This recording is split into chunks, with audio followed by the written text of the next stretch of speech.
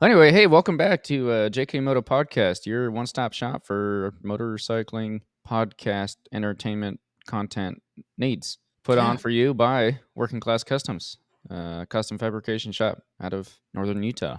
Yeah. I'll let him cover any other questions you might have about that. Well, what are we talking about today? Today, I don't know, just motorcycling. Motorcycling? Yeah, maybe a little bit of racing down under, if you will. A little bit of from under racing, Yeah, and a little bit of preview for the weekend, and a little bit of plans for what's coming up, and I like it. Let's yeah. roll our intro so we can get to it. All right. Intro. Yesterday, at one point, I was in sick.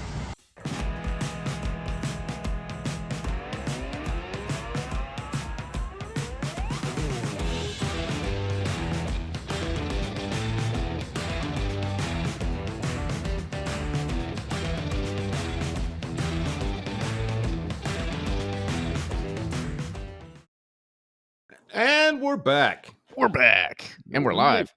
We're recording this on Saturday, October 21st. It is Saturday. You guys should be watching this on... Well, it comes out on Wednesdays. I don't know when you're watching. You could be watching it in December. I don't know. But Yeah, but for reference, because it's going to come up multiple times, I think, in this podcast, it's important to note that it is 10:21. It is a Saturday. Saturday. It is 10:30 a.m. my time. So I just come out from working.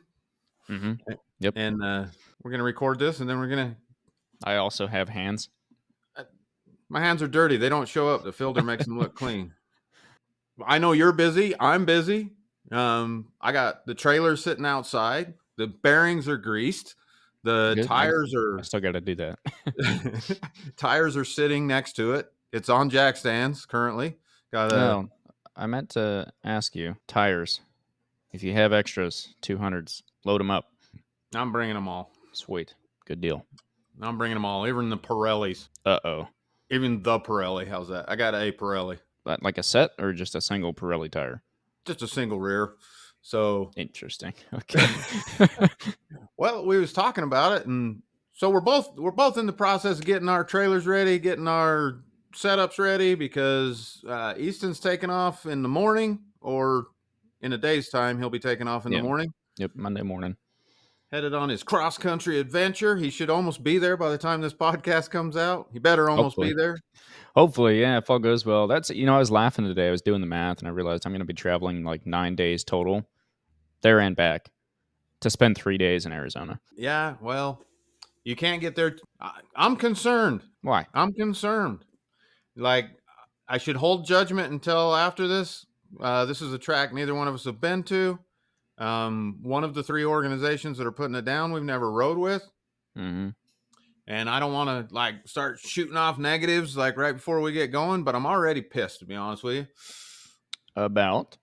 So, hey, I got a Holiday Inn. Yeah. Well, I got that Holiday Inn 2 months ago in anticipation of maybe not being able to get a Holiday Inn. Right.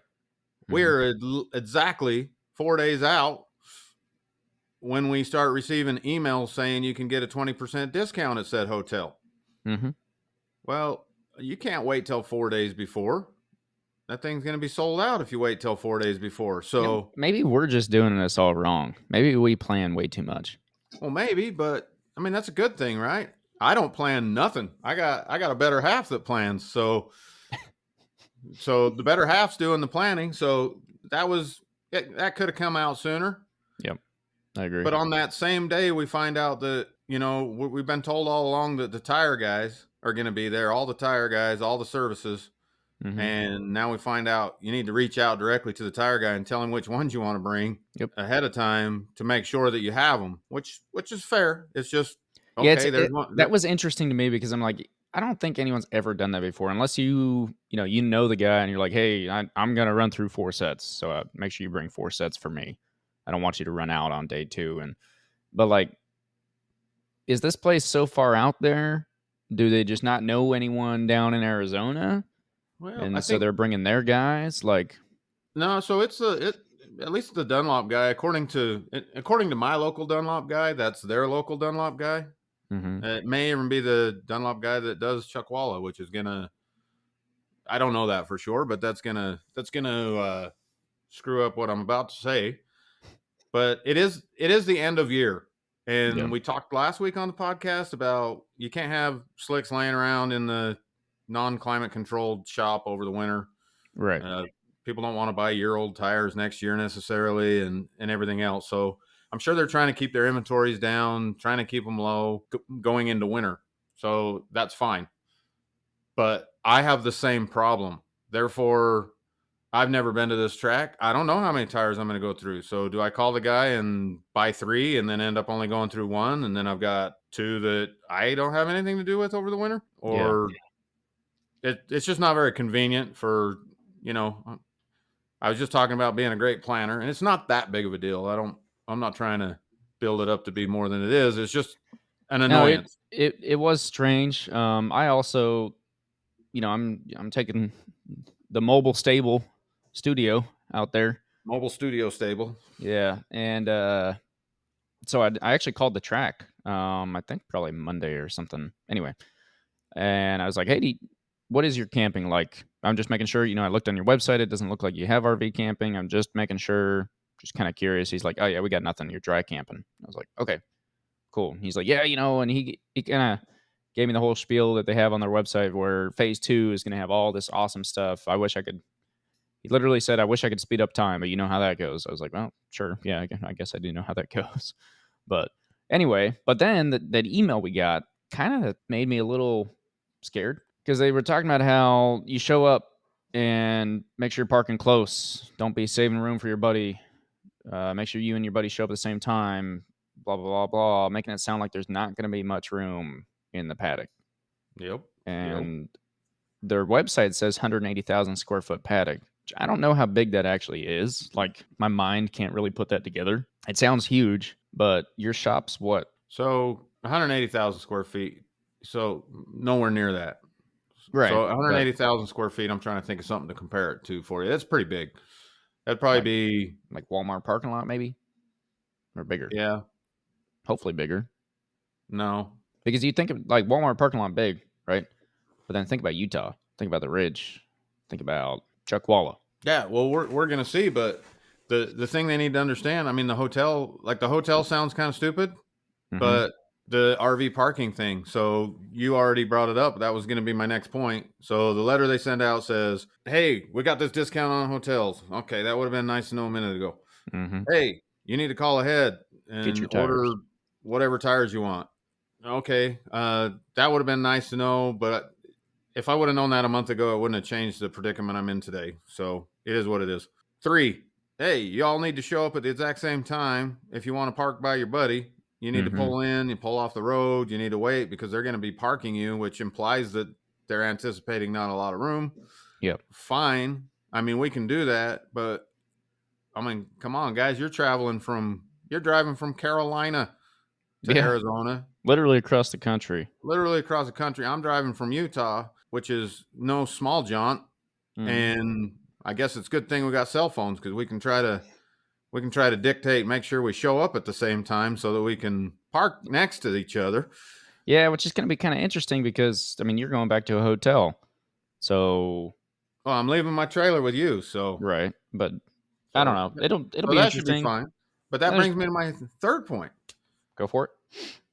So my third point, did you notice? So when I sign up for something, that's a binding contract in my mind at some level, right? Yeah.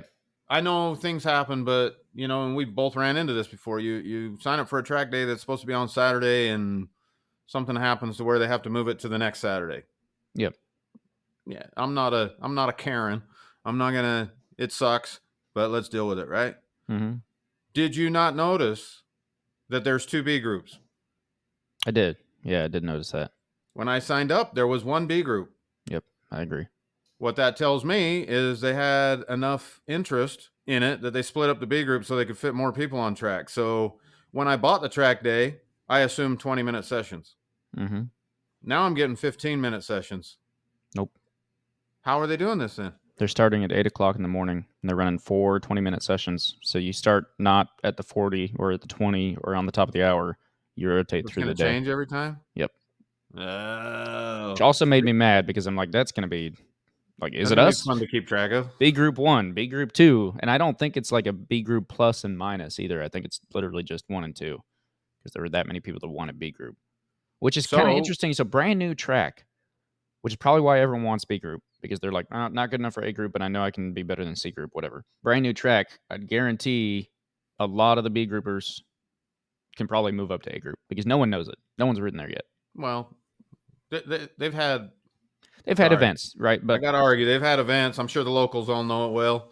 Other people that have gone, but yeah, it's a new track, and being that it's the Massacre, it's going to be a lot of people from Vegas. It's going to be a lot of people from Utah. At least one from Carolina. I mean, yeah, there's going to be people coming from all over, I'm sure. So there's going to be a lot of first timers out there. You're right, but I don't know. It's getting. I'm trying to reserve judgment, but these things sound ticky tack. But I'm already starting to get. well, and the part that kind of made me upset was the guy called me on the phone and he said dry camping. And I was like, okay, cool. So I got to fill my water tank up before I pull in, make sure all my tanks are good to go. You know, empty tanks need to be empty and full tanks need to be full, whatever. And then the email comes out and it's like, there's no electricity on site. Make sure you bring a generator. And I was like, oof, okay. So because I was already kind of like, I'm probably going to have to run my generator anyway, but that's going to be a little annoying, but whatever. And now I'm like, the whole paddock is just going to be generators all day, which we dealt with before. It's not terrible, but it's definitely a lot nicer when you don't need them. Agreed. And so, I got you. I'll have my little. Yeah, your little suitcase Honda, super quiet, but that ain't gonna run a 8,000 kilowatt mobile stable studio. Oh no, that's true. The stable Or studio, I got nothing for you. You're 8,000 gonna have to watt, run not that. kilowatt. Yeah. And if you're running that anyway, then I'll. Well, that's where the air conditioning is. Man, the weather was supposed to be. It's cooling off now. It's gonna be. It's showing perfect weather now. Is it? Yeah, It was. It was hot as sin. Casa Grande. I'm showing 83, 86, 85. Let's see. Is this Friday, Saturday, Sunday? Yep. Yeah. 84, 87 for Friday, Saturday. Google doesn't have Sunday yet. Yeah, full sun. That'll be nice. Yeah. 2 weeks ago or whatever, when I checked it, it was showing triple digits. I went, Yeah. I don't know if I can handle that. Yeah. Well, maybe that's why they were so crazy worried about tires. I mean, you can see I'm in Utah. I'm wearing a jacket right now. Yeah. I mean, it's wet out here, so that, the temperature's different. It's been getting below 50, surprisingly, at night. High 40s, but below 50. You throwing a bicycle in? Huh? You throwing a bicycle in the trailer? A bicycle? I don't own a bicycle. Come on, man. You're going to have to jog beside me then. I'm bringing a bicycle. All right. I'll jog beside you, I guess. So, yeah. So there's some things that are making me nervous, but... Either way, I'm excited. You know what? I'm excited. I've got a story to tell here in a minute, but the Gixxer will be there one way or another, and hopefully we'll be able to stop it by the time we get there. And then the Aprilia is showing up, and if you're bringing a couple of scrub tires, I'll get what I can out of them, maybe, and see if I can't redeem the last time I took the Aprilia to the track, and then. Well, let's reverse this back to tires a little bit. Okay. So sure. The tire thing. So I have enough scrub fronts. I'll bring 5 of them, right? Mm-hmm. We'll be good to go. On the rear, I'm bringing all of them, but I guess I should say that I might do one day on the old bike. We'll see how it is when we hit the ground. Mm-hmm. But I'm going to bring everything I got because I haven't called the Dunlop guy. I don't know if I'm going to call the Dunlop guy, but maybe having this conversation is, huh? I said you're going to need tires? Well, yeah. Well, I was just thinking, I was talking to my management, and I have scrubs. I have tires all over the place that I don't want to have to try to keep them good through the winter. So they're just going to be garbage. Right. So I thought, why am I buying new tires? I'm not trying to set any lap records. Yeah, true. I should just go out there and use everything I've got. Just wear out everything I've got, get rid of it, and be able to start clean next year. Mm-hmm. So I'll bring everything I got, but it might not be enough. Well, maybe I'll call the Pirelli guy. Do a Pirelli test. But yeah, I mean, worst case scenario, it should be warmer there than it was in Atlanta Motorsports Park, and this track looks like it's going to be a little bit more big bike friendly. So expecting great things for the Aprilia up and coming. I'm getting excited. It's been an interesting week. We just got back from Carolina Motorsports Park. You guys should have seen that episode last week. That was a great time. Also, we've got the review. We're starting a track review. I don't want to say series because it's as we go to racetracks, so it's not going to be the most consistent thing in the world. But go check out those track reviews. We're trying to hit a spot that we haven't seen. I think you guys can get motorcycle reviews, you can watch races, you can get like on track footage, but I don't think I've ever seen anyone walk the track and show you it in video format. So that's what we're trying to hit up. Go check that one out. And yeah, so I've had this week, right? We got back Sunday night. I'm leaving Monday morning, and I've been just trying to get everything ready. But I don't know if you're ready to talk about it yet. But the Gixxer had an issue when we were out there. Yeah, let's talk about it. Insert here. Yeah, I think we talked about it a little bit last week, the brake issue. But if you didn't catch that, quick recap. My brakes were being kind of weird before I showed up. They felt like real squishy. Went to tech. They teched fine. Got back. Realized that the adjustable brakes were pulled like super far in. So I put them back out a little bit. Perfect. Great. I was like, oh, that was my issue. They must have just gotten hit or I moved them or something like that. Right. Whatever. Then out on track and they got like weirdly stiff once randomly. Really strange. Kind of kept going. No big deal. Okay. And then they just kind of locked up on me randomly as I was going into turn 14. It's the last turn before the straight. It's a right-hander. I'm heading in, grab the brakes, and then I go to let off the brakes and start my lean. And Was it random though, or was it intentionally in front of me? it was definitely random. It came off as intentionally in front of me. I think you waited Why till you would knew I?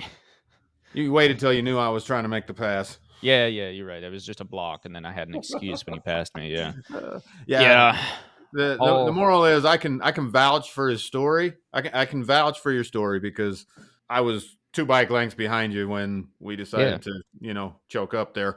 It was out of nowhere. The bike, I let off the brakes to keep going, and the bike didn't go. And so I pulled the clutch in real quick and stopped in the middle of the racetrack, middle of the race line too. Like it wasn't like I was out of the way, and I had to rev bomb, feather clutch, whatever you want to call it, to get this thing just to move off the race line. But then by the time I got back out to the pits, it was fine. Everything was perfectly fine. Everything felt great again. So anyway, I just pulled in for that round. We put some more fluid in the brake It was fluid low. reservoir. Yeah, it was a little low. Not uncovered. Like the bottom wasn't uncovered, but it was a little low. It was below the add line for sure. So put some fluid in there, and that kind of fixed the issue. Didn't lock up on me the rest of the weekend, but I did still have a couple times where it would feel stiffer and was giving me some weird feedback. So I said, you know what? I've been wanting to upgrade at least lines anyway. And I just went all out. I bought Brembo master cylinder, Brembo calipers, and braided stainless steel lines. Not straighted brainless steel. Did you get pink ones? No. Stated brainless? Straighted brainless, yeah. No, they're not pink. They're blue with gold, whatever. The banjo nuts. Fittings. Yeah, you're good. Yeah, fittings, yeah. I kind of regret the gold. I was looking at it and it's like, what color do you want for the banjo? I was like, I get a gold chain. Screw it. Gold. Yeah. And then it came in and it's like a very different shade of gold. But I figured your suit and fingers would appreciate it. A little bit more gold. I'm having that problem right now. I'm gonna do white, black, and gold. But right now I'm doing white, black, and 4 shades of gold. Nice. Classic. Yeah. But anyway, I set off. I put all that on like 2-day shipping. The lines took a little bit longer to get here because they were at the warehouse instead of in stock, whatever. But I got the master cylinder, the calipers. Huge shout out to Brembo. Like, have you bought Brembo components before? No. Their packaging is, you feel like it was worth the money. If nothing else, who knows what the performance is like, but you open that box and you're just like, whoa.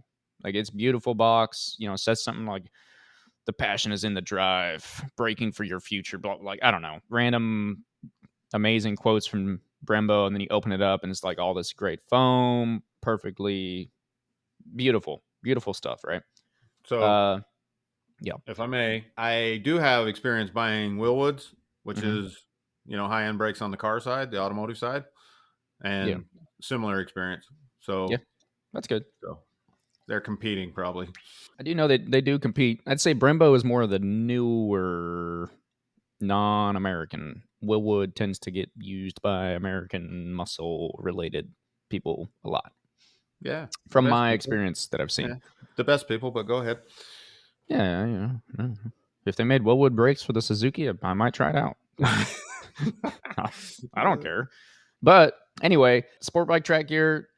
I love you guys. You guys are great. Love your website. However, I would like you to go check out your descriptions on your Brembo calipers, because I clicked on one that said 108 millimeter, and then the one below it said 108 millimeter, 320 millimeter. I was like, what?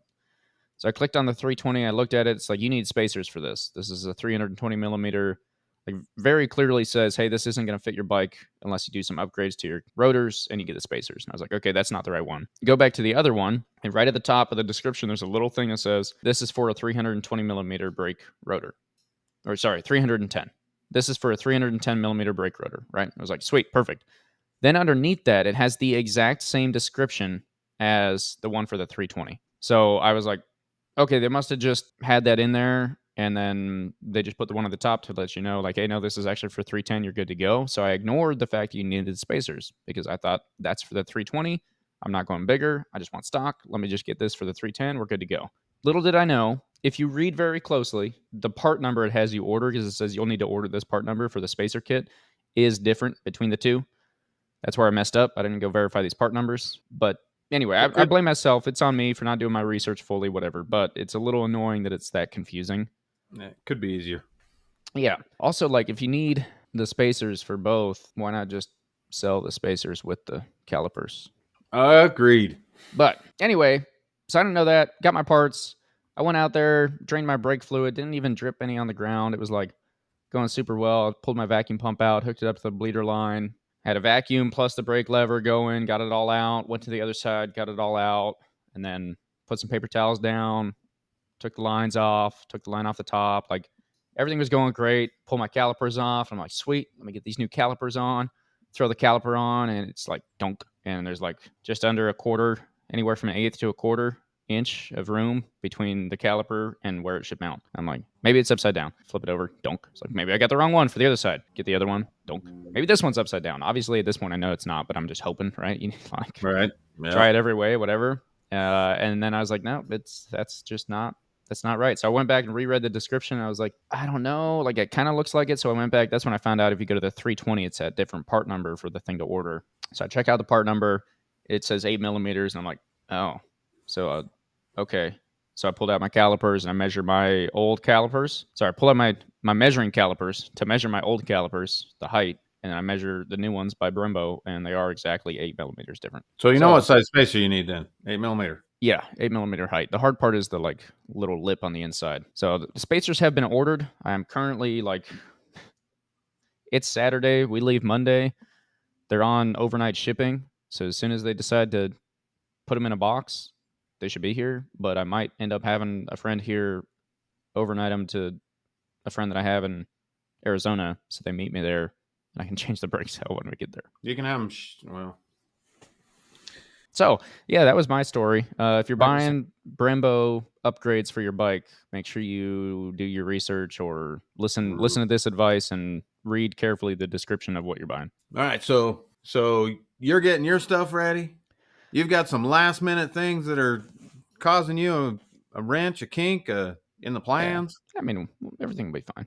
I mean, it'd be good. Nothing out of the normal. Yeah. I will be picking my bike up. I'm leaving Wednesday night. Oh, that's right. Your bike's not even in your shop right now. My bike's not even in my shop. It's down at the old wrap shop getting a new. No, man. WRAP. It's out there getting wrapped so it can chill before the race. It's just hitting them beats. She's getting a wrap, WRAP wrap, and the official unveiling will be, hopefully, because I tried to explain to the guy, I don't care if it's only got one side on it. The bike goes with me regardless. So yeah, I'm taking it. So he promised me he'd have it done. Says he'll have it done Tuesday night. So okay, we'll see. So I'll scoop that up. Hopefully that all works good. And I mean, other than that, I get some new tires on the trailer, and I think I'm ready to go. Yeah, sweet. Yeah, I think my trailer tires are good. I gotta grease my bearings still, check pressures and everything, obviously, but I think the tires will be all right for another trip. Yeah, I was thinking about that the other day though. That little trailer's been Man, I've given her a run for her money. I wish mine had an odometer on it. Yeah. I wish I would have kept track because I'm on. This will be at least my third set of tires. Wow. Maybe mine hasn't had a run for its money. Well, it's been. I mean, it's been to Washington at least twice from me. It's been to California a couple times now. Runs to Utah all the time. Been to Vegas multiple times. I mean, Yeah, you've definitely done a lot more than me. I was just thinking, I've come down to your place, I guess only really once with the trailer for riding. That's when twice. But the one time came down, took it to California, took it back up. The other time came down, swapped to your trailer, took down. That's when we hit Chuckwalla in Arizona. And then I drove it across. Well, someone else drove it across the country for me, and now I'll be driving it back across the country again. yeah, It's mine. All my I other mean, trips have been small. something you got to watch on them, especially the little. We both have single axle trailers. Yes, sir. Something you have to watch on them is mine will wear out one tire faster than the other because I tend to have my toolbox and my bike on one side of the trailer. Yeah. When I'm not hauling two bikes. Yeah, I mean, I haven't looked at them. I'd kind of like glance at them every time I pass by, but I haven't like actually looked at them in a minute. But they should be good for this trip. But then I'll probably need to get You some got a new spare, ones. right? Yeah. Well, and luckily these aren't like the 24-foot trailer I had where you're spending $250 on a tire. So I'll need the 21 ply, whatever crazy tires. Good with some good old cheap trailer tires. So Yeah, if you could buy don't get me started. If you could buy a quality tire in the United States for a trailer, that'd be amazing. I don't think they make quality tires anymore. Maybe Dunlop needs to make motorcycle race trailer tires. Maybe Pirelli, because my Dunlops aren't holding up currently. So, all right. Well, all right. But yeah, that's we leave Monday. We should pull in Thursday. In fact, I might end up pulling in pretty early and be waiting for you. And then 3 days straight on the. There's my other question. My other hiccup I'm having. They said originally 3 separate layouts. configurations. Yeah, configurations. Thank you. Which I anticipated what happened would happen, but go ahead. Where it's only going to be 2, with and without the chicane. Yeah, different configuration. Yeah, letter of the law. Yeah. Have you seen the list of configurations for that track, though? I mean, those are the only 3 that you would want to run. Yeah, at the moment, yeah. With their phase 95, when they finally get all done and they've got the houses and everything there, that place is supposed to be pretty sweet. Like, definitely keep your eye on it. We're going to head down there. We'll do a track review for you. We'll get you all the footage we can. We'll definitely be talking about it. But don't take our opinions for the final piece, I guess. If that makes sense. Track, I'm not trying to do anything bad to the guys. If it wasn't sold out already, I would have held my opinion till after the track day. Yeah, but that's fair. Technically, it's sold out. So if it sucks for all of y'all. True. No, I'm still super excited. It'll be super fun. It'll be great weather, nice, and it'll be nice to not, cross your fingers it don't rain or anything like that. Nice to just have some good heat and sun and be able to ride again. And again so soon. I spent about 6 months, 4 months without riding at all on the track and 6 months without riding the Gixxer or more. So it'd be nice to be right back on it. And I'm excited to see what a Podium Club does look like at the moment. Because if you get on their website, the plans for the future for that place are supposed to be like insane. We're literally talking like a racetrack city, basically, is what they're planning out. So hopefully they get there. I'm with the guy. If he could speed up time, that'd be great. But unfortunately not. So we'll go see what the initial thoughts look like. And then if our editor can like insert a Cher song every time you say that, that'd be awesome. Every time I say what? Turn Back Time. Oh. Google it. Sure. I know what song you're talking about, but there's that whole Navy song, right? That age gap thing. Yeah, it's really coming in. Age gap. Listen, she's way older than I. The gap between me and her is more than the gap between me and you. So, whoa. Yeah. Whoa. All right. Let's touch on some MotoGP. All right. Coming at you from down under. First off, real quick, to any of our Australian listeners, the people complain, right? Australians, they complain about the times that MotoGP races are at. How when it comes to America, it's terrible because you have to watch it in the middle of the night. Yep. 1, it's the same thing backwards, and 2, you're closer to Europe than us. So when it's in Europe all year and they're all at 3 o'clock in the morning, and you're like, yeah, it's not that bad. It's just a little bit later. Yeah. Remember that before you How start come complaining about America? how bad America Come? is. Yeah. How come more Americans don't watch MotoGP? Well, it's on at 3 a.m. for Yeah. starters. Yeah. It's If like they can. Yeah. it's ridiculous to keep up with live. I literally have to every morning on the weekend. I don't get on my phone until I pull up the app, and I'm doing like one of these things where I got the phone sideways, and I'm like, okay, I think that's the button. Oh, that wasn't. Oh, there's the results, and now I know. And now there's no point in watching anymore. Like, Yeah. so So while we're on that subject, they have some weather over there this weekend. yeah. Well, apparently they're planning on some weather. So, well, it's been blowing regardless. It didn't look too fun just the wind they're having already, but that's kind of the same subject though, right? We're complaining about time. I'm Mm-hmm. curious how as a fan, if I would have bought tickets to Phillip Island, well, especially for me, because that's a race that's on my bucket list. I'd love to go there and, Yeah. Yeah, I agree. attend that event. And if I would have flown over there and let's say I only had tickets for Sunday and they all of a sudden moved the race to Friday night. Saturday. It was Saturday. I know it was Friday night for us. Remember, we're on the opposite side of the world. Yep. But The sun comes up in the morning here. it goes down in the morning there. Yeah. That would be weird. So yeah, I wonder how that went over with the fans. I wonder how that worked because I gotta imagine MotoGP would just kind of your ticket was for the race, right? So you're gonna get access to the race. yes, but I'm more concerned about the people that are like traveling there. If somebody only had the money to buy the tickets for Sunday Yeah, and their flight didn't even land until Saturday morning or Saturday evening. yeah. I don't know. There's a way that I look at a lot of things, and it's just kind of there's things you can change. There's other things you can't, and if you can't, then you got to not worry about it. But So that I would that would now suck. wait a minute. Hmm. No, I mean I agree. You can't control the weather, so I get it. As a guy watching on TV, I had no problem with the change. Yeah, But we just had a race in Indonesia or Japan. Which one was rained out? Indonesia. Japan. No, yeah, Japan. Yeah, So on that Japan race, there was a bunch of people saying, "Why didn't you just start it earlier? Why didn't you just start it later?" And they said because of TV and all that kind of stuff, we have to start it when we say we're going to start it. yeah. So how do we go to Australia and be like, let's just move it a whole day? Well, so I think the start time was the same. They just did the longer race on Saturday. So it doesn't change the broadcasting near as much as moving a race up 5 hours or something like that. That But might be fair, but still, it was interesting that I've never seen them do that. I've never seen them. yeah, no, it was. So Moto America back in the day, before it was Moto America, when it was which we should not speak of, before Moto America, they would move races all the time if it was raining. They didn't race in the rain, so Mm, it was quite common for a race to get moved to a Monday. I know NASCAR used to do the same thing. I yeah, don't know if they still do. I haven't paid attention in a while, but I'm pretty sure they do. if it gets Maybe. rained out on a Sunday, they move it to a Monday. And I always thought how miserable that would be if you're a fan. I have 2 more days off I can take off of work this year. I Yeah, took them off to go to the NASCAR race, and then they're like, "No, we're bumping it to Monday." And I know they can't control the weather, but still, put some rain yeah, tires on it, finish the race. yeah. NASCAR that'd probably be pretty good, honestly. Um, yeah, no, I agree with what you're saying. It is pretty. I can't imagine like flying out there or maybe you. I don't know, but yeah, or you live out there and you can drive, but you can't. You weren't planning on leaving until Saturday morning, and I Maybe you mean had to work.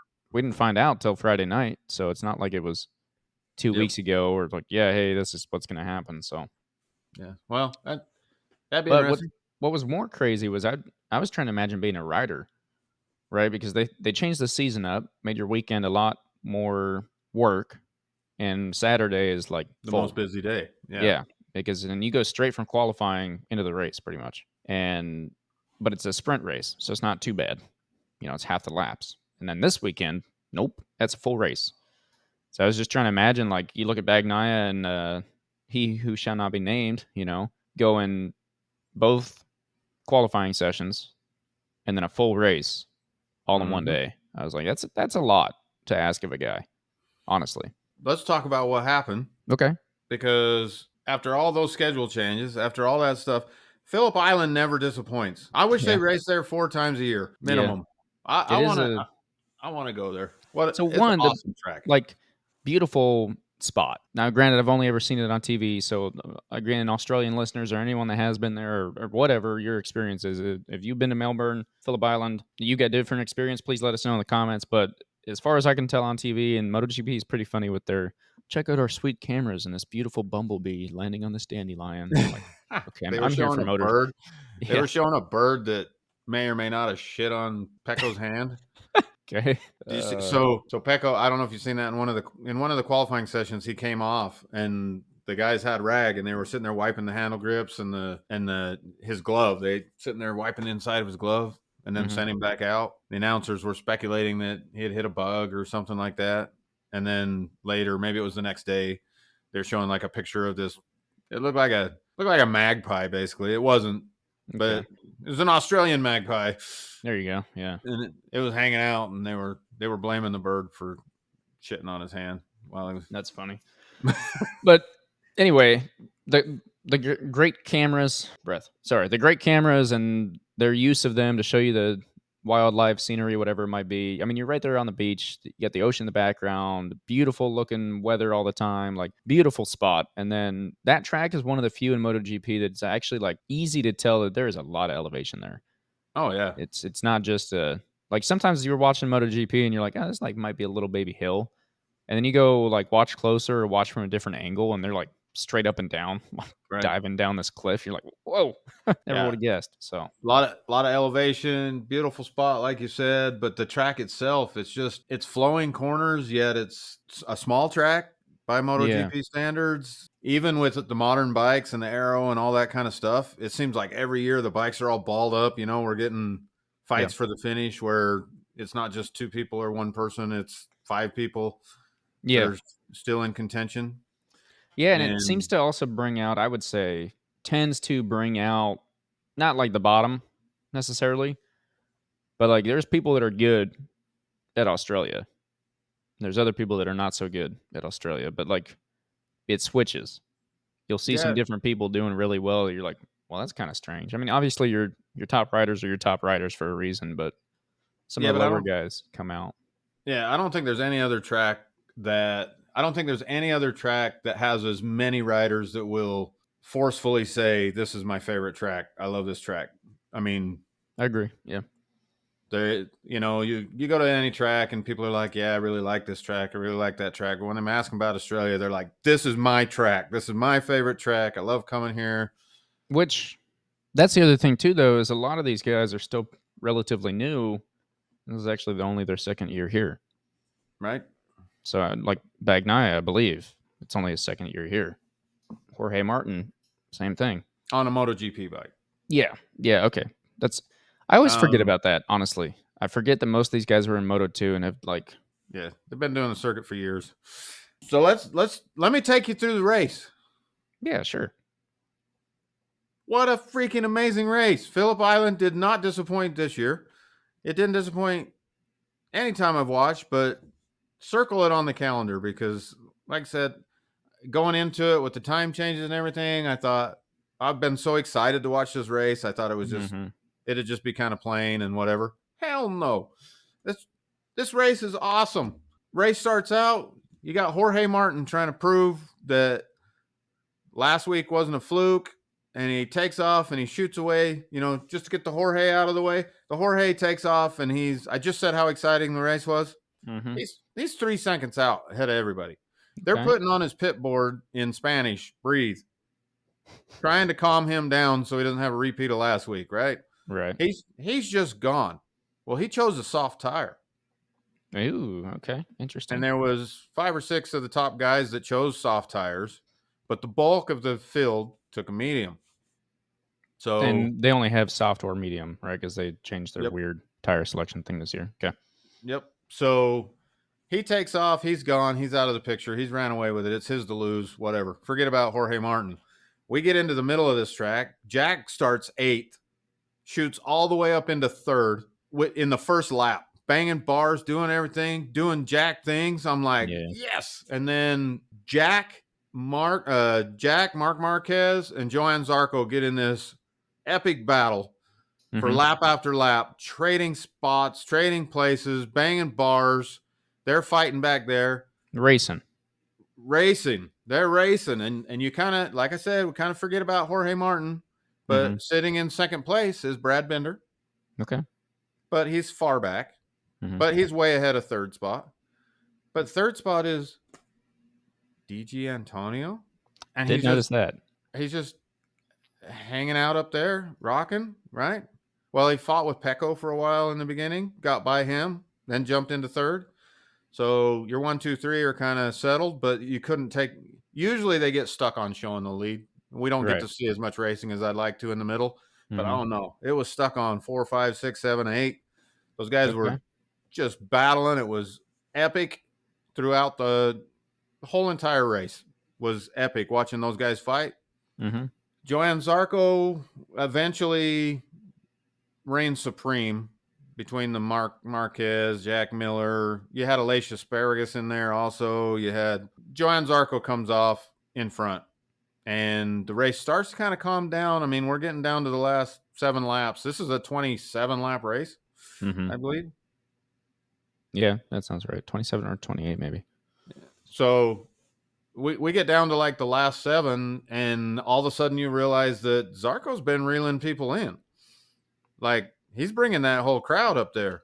And the announcers are talking about lap times, and Jorge's lap times hadn't fell off. Like, he would slow down a little bit, and then he'd come up. And Brad Binder, there was 3 seconds between them the whole time, though. So Brad Binder, maybe he's coming. And they were mentioning the tire. They were like, Jorge Martin's tire, maybe it's starting to go. He's down a quarter of a second on that lap. But then next lap, he'd be back. You know, the whole rubber band thing, kind of back and forth. Yeah. But it gets down to the last 7 laps, and all of a sudden now he's down a quarter. Now he's down half second in a lap almost. And now he's down. It just drastically started dropping. The tire ended. So Jorge Martin's times were increasing. And that whole field, like a train, was coming up. But Johann Zarco's leading this thing. So the announcers are like, Johann Zarco can do such a great favor for Jorge Martin if he just keeps Pecco behind him. You know, that kind of deal. But it was evident on the last, as it got down to like 4 laps to go, it was evident that Johann Zarco could not sit behind Jorge Martin. He was so much faster. You just seen the train coming. Jorge Martin was standing still. And you know who's never won a race? Johann Zarco. He's never won a MotoGP race. 33 years old, 120 races or something. He's never won a race. Could have sworn he did last year. No, the guy's been top 3 in points. He's been. Because last year he could have, but it was always like, it's the end of the season, and he doesn't want to mess with the other guy. And okay. So he's never won a race before. Here comes the train. Jorge Martin's a sitting duck. They blow Bender down. The whole train blows Bender down, and then Johann Zarco just flies by Martin, kind of punts him out of the way. I mean, not bad. He was trying to be clean, but he was so much faster. It was ridiculous. That's insane.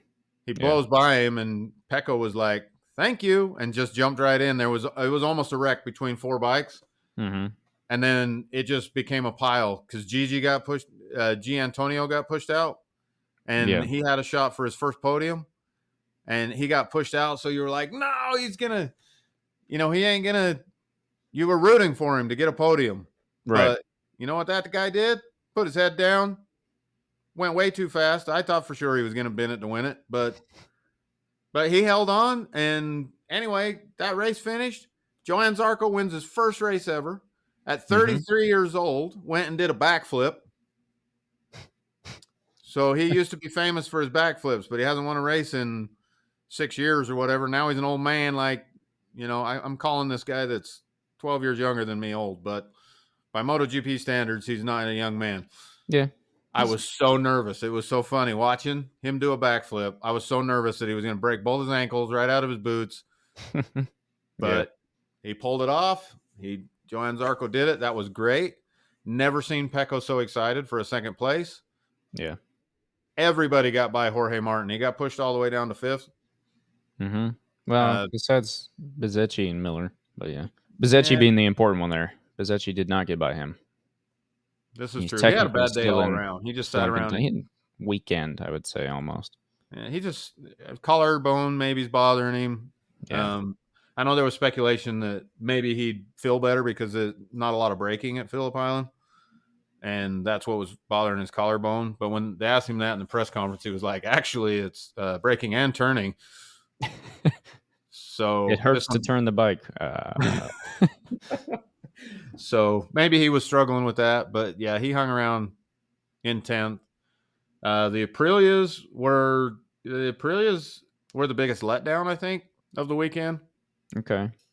Because they usually do really good there, and Maverick Vinales is kind of famous for being good at Phillip Island. Yeah.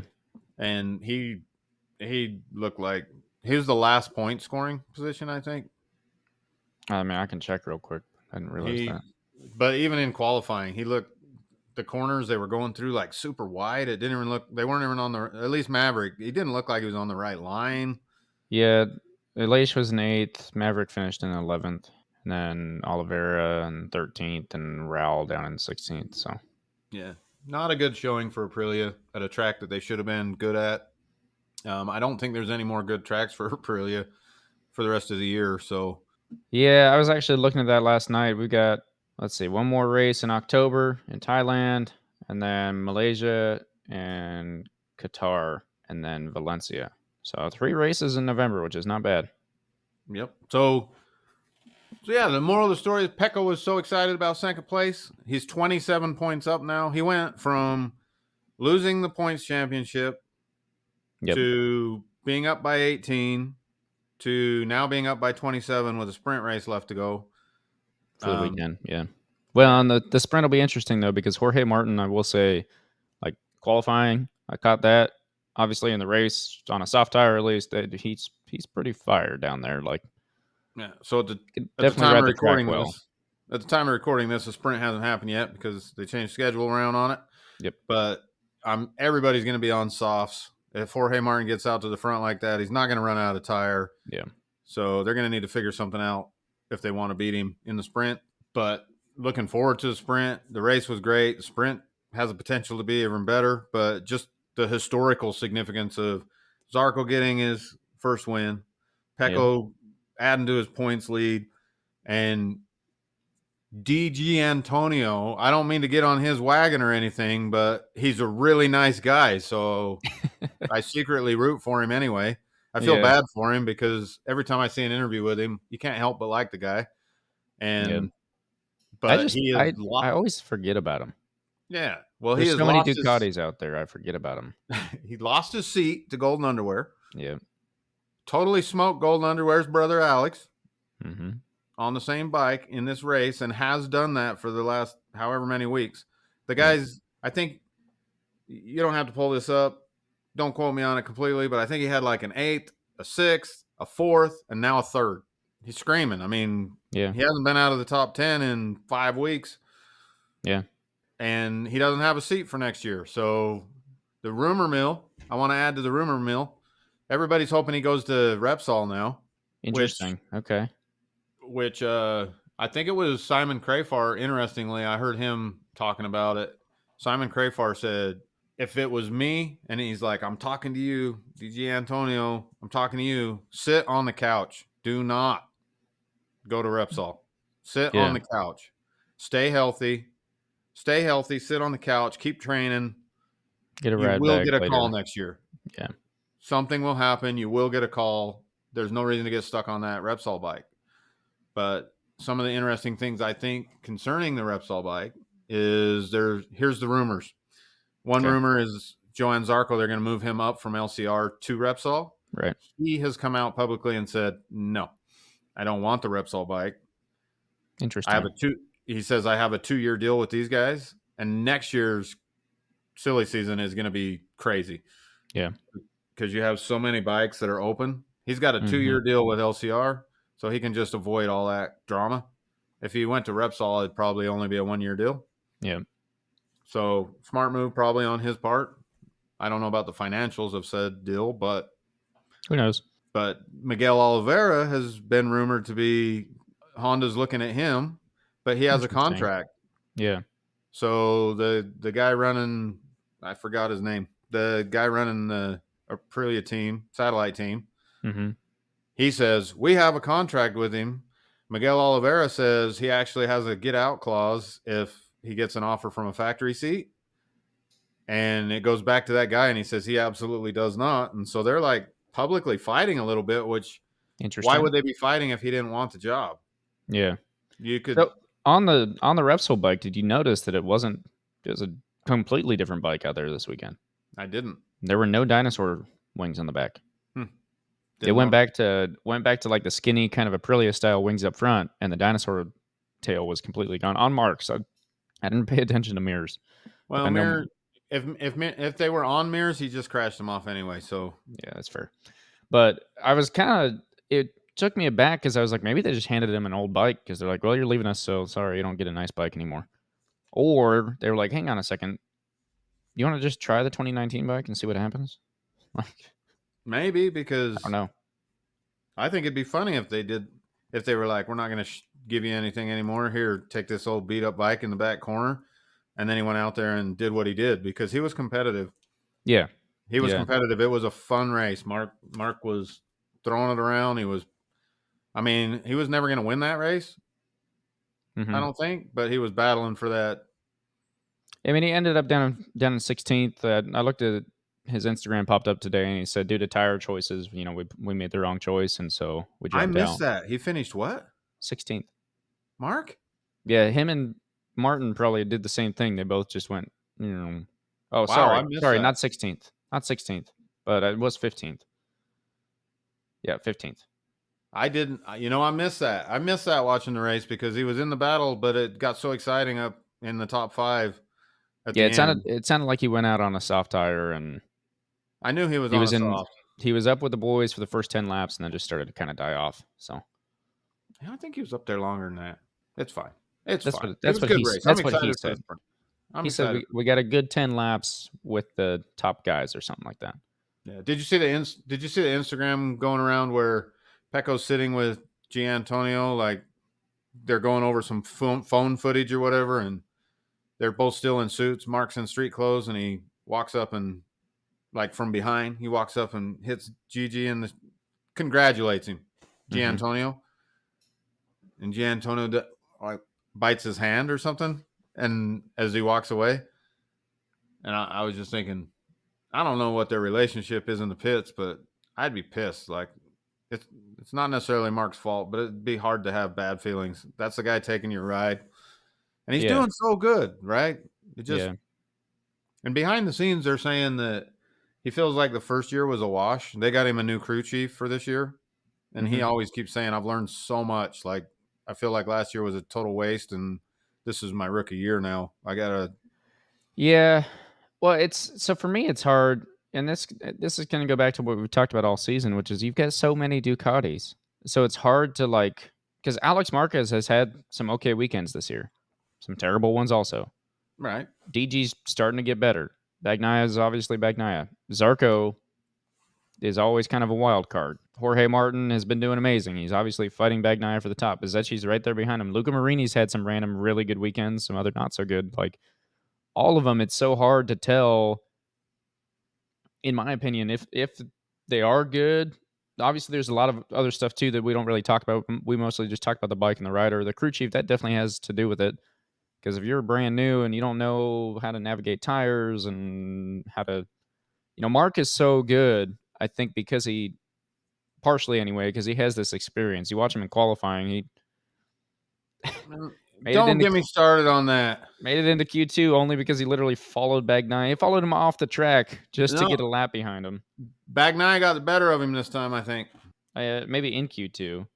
No, yeah, in Q2. So, wow. Just wow. Like, I don't. It's a bit much. Yeah, he has every right to follow whoever, I guess. But he sits on the bike and he just sits there, like, waiting. And did you notice when Bagnaia came out? Like, he sat there and waited, and then he just shot out like he was going, and everybody starts to take off, and he pulled back into the wrong pit. And they all slowed down. And he still just had to go out. And Mark, so there's this whole pile wanting to follow him. but Mark was still the one that got him because he shot right out, cut those guys basically off to get on his rear tire. And then they take off. And then they come around after the warm-up lap, and Bagnaia like looks like he's going to go into that corner, and then he takes the pit road, the side road, last second, and Mark is right on him. Yep. Follows him through there. But the reason I say Bagnaia got the best of it, because I agree with what the announcers were saying. Bagnaia, at some point, you just got to go. Yeah. Unless they make some kind of rule change or something. Right now, he's not doing anything that's against the rules. Yep. It is the way it is. But after he did that, I thought Mark's going to get him. But he went out and did a lap. Noticed that he was third. I think he made a conscious decision that was enough. He's made it. He's close enough to the front that he was just pissed. I'm not going to give it to Mark. Right. So he put his head down. He looked like he was going to go. Mark was right on him again for that last lap, right? Last flying lap. And did you see him? He just all of a sudden stood up like this. He just stood up on the front, right? In front of Mark, slowed down. And he actually took that last lap from Mark. Yeah, made him so he took it away from both of them, but looking at the board, he already had a third. So. Yeah, he already had a third. Mark's down in 6th or 8th at the time or whatever. Yeah. So that's why I say he might have got the better end of that deal. Yeah, which is also allowed. I mean, I'm all about it. What? Because that's crazy. Yeah, like Mark needs a bike to go punch a hole for him, so he found him. If you're the bike punching the hole and you're like, you know what, screw this guy. The only reason I would argue that you shouldn't have done that is like, what is Mark going to do to you in the championship, right? Like, can't do anything. It's true, but I mean, if they're in, but it's also it's one less person to be up there contending with. In Bagnaia's head, he wants to be in the front, and if he's behind anyone, it better be Jorge Martin, so that's the only person he has to pass, only person to worry about. So. But I've seen the situation. So in Q2, it's a little different. But in Q1, I've seen the situation where if Mark hops on the back of him and ends up running a faster lap, now all of a sudden he's in 3rd and Mark is the one that goes through. Yeah. So you don't want that to happen. I mean, that's unfair is probably the wrong word, but I mean, that's a bad deal. Yeah, I agree. In Q2, it doesn't matter as much because you're getting to start the race towards the front regardless, so just go for it. Yep. Yeah, and so we haven't watched the sprint yet. That'll be tomorrow for us. But if you haven't caught it or the race, go catch them. They're worth it. We don't have any spoilers for the sprint. It's 8 o'clock tonight for us. Yeah, is it? It's 20. That'll be Mr. 10 o'clock Army time guy. 20. It'll be 10 o'clock for me then. Oh yeah, fair enough. But yeah, I think that's about all I got. I got some stuff I got to go finish up, so I might have to. Yeah, I got to go get some tires. Yeah. So. Listen. But yes. Listen. Be safe. Drive safe. I will see you soon, and we will let all you guys know how it goes. Of course, watch for the new videos. There's some. I know I say this all the time, but I mean it this time. There's some good videos coming up. Good videos coming out. They're already in the can, so I've watched them. Check them out. Yeah, they're super solid. Be ready for next week. We'll be down at Arizona. If you're also heading down there, Podium Club, Track Day Massacre, come say hi. Come find the working class tent. Yeah, come find the working class tent. We'll get you. We love to meet people. We'll get you a sticker or something, right? Yep. Yeah, that's about all I got. Thanks again for listening. As always, make sure you subscribe to the channel. Click the like button. Drop your comments. We've been getting more comments from everyone. I'm enjoying that a lot. I'm enjoying you guys, hearing that there are people that we haven't met yet that do enjoy the content. So we'll keep it coming for you. And I think we got some big plans coming post MotoGP season. Be able to have some more on the informative side episodes coming up. But yeah, thanks again. Appreciate you guys being here. Thank you. We'll see you next time.